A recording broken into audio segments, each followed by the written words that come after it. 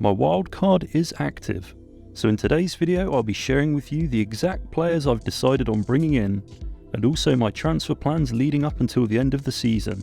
Stay tuned because I've definitely got some interesting picks in here. First up in the goalkeeper spot, I've gone for Jason Steele from Brighton. Steele has now started in the Seagulls' last 3 matches. He's kept 2 clean sheets and didn't have much of a chance with the 2 goals he conceded against Leeds. He's been playing well, and I think he'll be Brighton's first choice keeper for the rest of the season. Brighton have a decent double game week in 29, and also they'll have 3 further double game weeks. So for me, Steele is a great pick, especially at his price point. First in defence, it's Luke Shaw for his double game week versus Brentford and Newcastle. Although this will be a tough 2 fixtures for United, Shaw's main appeal comes from his fixtures from now until the end of the season. After this week, he'll have 2 further double game weeks, and some of the teams he faces in single game weeks include the likes of Everton, Forest, Wolves and Bournemouth. Shaw has been a fantastic asset for our fantasy teams since the turn of the year. He's got attacking threat as well as clean sheet potential, and he was the first defender I decided on when putting this wildcard together.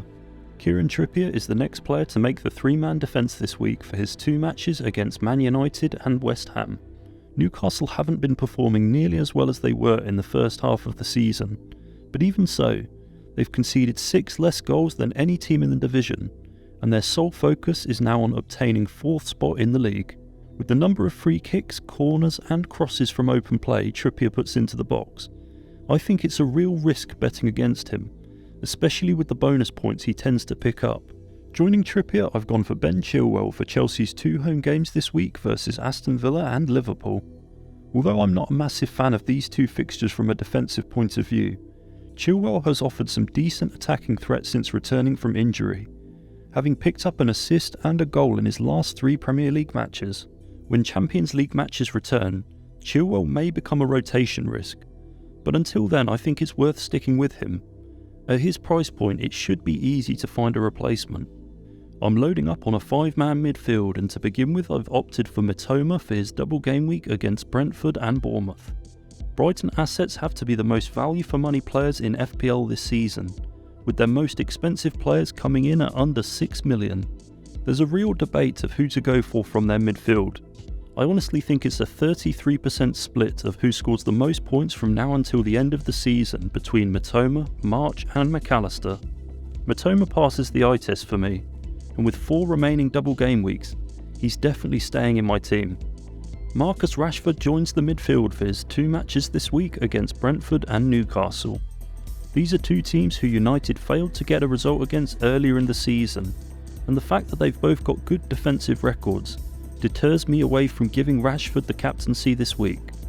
Having said that, there's just no way I'll be leaving him out of the team on a wild card. He's scored 10 goals in the Premier League since game week 17, and United have one of the best run of fixtures from now until the end of the season. Getting the armband for me this week is a player that might come as a bit of a surprise to many of you, and it's Mo Salah for his 2 away games versus Manchester City and Chelsea. Although their form has been nothing short of inconsistent this season, Liverpool are a team that seems to flourish against the sides in the top half of the table. They've already beaten Spurs, Man United, Man City twice and Newcastle twice this season. Salah is a player who we know can put up a huge FPL score in a given game week. He's on penalties and likely to play 180 minutes across these 2 games. Liverpool also have a good run of fixtures for the remainder of the season. Now this is where the wild card gets interesting. For a 2-week punt, I've decided to go with Jack Harrison for Leeds double game week against Arsenal and Forest, and for a home fixture next week versus Crystal Palace. Harrison seems nailed to play under new manager Javier Gracia, and in his last 2 fixtures he returned 11 and 9 points respectively. Leeds are a team that on their day can put 3 or 4 goals past any opposition, and because they're in a relegation dogfight, I think they'll continue to play with a high press and should get plenty of chances as a result. James Maddison joins the midfield for his double game week against Palace and Aston Villa. This time last season I captained Maddison in a double game week against Norwich and Watford. He returned 2 goals, 2 assists and a massive 50 FPL points.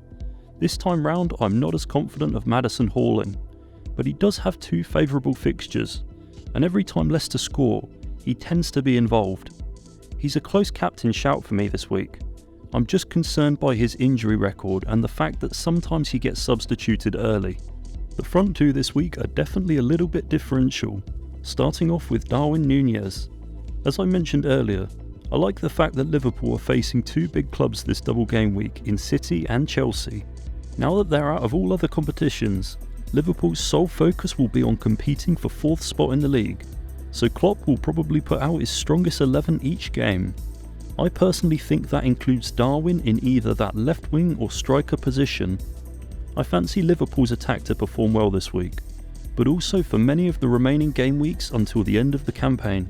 Brennan Johnson is the final player in the 11 this week for his 2 matches against Wolves and Leeds. From an attacking stance, you probably couldn't pick 2 better Premier League teams to face in a single game week. And although Forest have leaked goals themselves, they have managed to score against most of the teams they've come across this season. So long as he's fit, Johnson is a 90-minute man on penalties, and after this week, he rotates nicely with the rest of my squad. If he isn't available for 29, there's always forwards like Solanke or Ferguson in and around his price point that could come in. So on the bench I've gone for Bernd Leno, Haaland, Anthony Robinson and Bueno. For game week 29 I favour all the players with double game weeks, but if Haaland is fit, there's always the possibility of starting him over Jack Harrison. So moving into game week 30, Leno would come into the starting 11 for his home match against West Ham, and I'd bring Haaland in for Mitoma and play a 3-4-3. The plan would be to make a single transfer, Salah out and Fernandes in. Probably one of Rashford or Haaland would get the captaincy. In game week 31 I'd make a single transfer with the millions I had left in the bank, to move Harrison onto Saka for his fixture away to West Ham. There'd be a decision I'd have to make over which 2 players to start out of Maddison, Johnson, Mitoma and Robinson, and captaincy would also be an interesting call. At this moment in time I'd probably opt for Haaland. Game week 32 for me is the clear favourite to activate the free hit chip in, mainly because half of my team won't have fixtures, and many of the teams that are playing also have favourable fixtures. In this week I'd plan to load up on Liverpool, Arsenal and Leicester players, as I think they're the teams that are likely to dominate their matches. I've decided to keep Leno in goal, and I think Tony is a good option up front for his home game versus Villa. In game week 33 I'd plan to make 1 transfer, Saka out and Solly March in. This is because Saka has a tough run of fixtures up until game week 37, and March not only has double game weeks, but some of his single game weeks are against easier opposition. In this week I'd likely play a 3-5-2.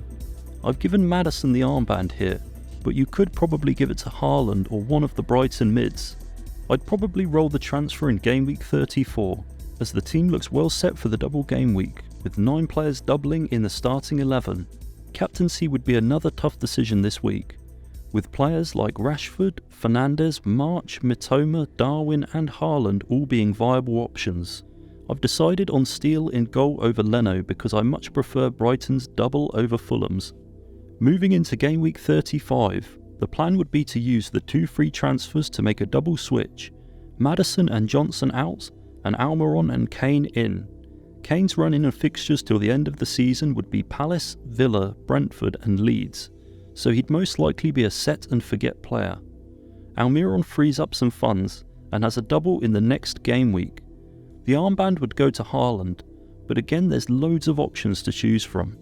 In game week 36 it would most likely definitely be a week where I roll the transfer, as there's a fair few benching dilemmas with the squad I'll be carrying over. Here I've got Leno in for Steele, but I might decide on swapping that over nearer the time. There's 4 doublers in the starting 11, Almiron, Trippier, March and Mitoma. Trippier would most likely get the armband, but it could go to a number of players in the team, even many of the single game week players. Moving into game week 37, this is a week where I'd be unsure of whether or not to use a transfer. I'd have 2 free transfers, but honestly can't see where I'd be able to improve the team. For that reason, I've rolled the transfer again here, played a 3-4-3 with Steele back in goal, and a total of 8 double game week players in the squad. Rashford or Haaland would be my favourites for the armband. So in the final game week of the season, game week 38, I have the flexibility of 2 free transfers to use where I see fit. At the moment I've used both the transfers to bring in 2 Arsenal players for Trippier and Almiron, but if the Gunners have comfortably won the league by that point, I might decide on using the transfers elsewhere. There are loads of options when it comes to captaincy. Again, what I'll probably do is assess the league situation, which team has what to fight for, and then make a decision based on that. So there you have it, an interesting Game Week 29 wildcard draft and possible transfers to make from now until the end of the season. Barring injury and international break news, this is probably the team I myself will be wildcarding into come the Game Week 29 deadline, as my wildcard is already active. I really hope this video has offered you some benefit. If it has, then go ahead and drop a like to show your support for the channel. Thank you guys so much for watching and enjoy the rest of your week.